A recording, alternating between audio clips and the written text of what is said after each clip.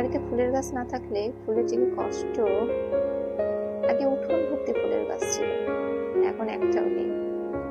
বাড়ি করার সময় সবগুলোকে কেটে দেওয়া হয়েছে। কিছুটা ডাল কেটে কেটে টবের মধ্যে লাগানো হয়েছে, সেই টবগুলোকে আবার অন্য জায়গায় রাখা হয়েছে। তাই সেগুলোকে এখন বাড়িতে নিয়ে যাব। বাড়িতে থাকলে একটা সুবিধা হয়, নিজে যত্ন করা যায় আর দেখাও যায়। অন্য জায়গায় থাকলে খুব একটা চোখেও পড়ে না, আর যত্ন নেওয়াও হয়। তাই ঠিক করলাম, বা ছাদটা যখন হয়েই গেছে তাহলে বাড়িতেই নিয়ে যাই।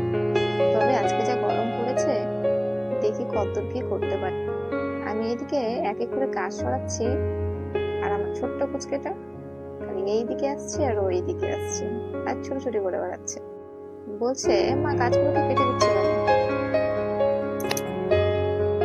গাছগুলোকে একটু ছেটে দিচ্ছি, যাতে আবার একটু বৃষ্টি জল পেলে বা জল দিলে সুন্দর হয়ে ওঠে।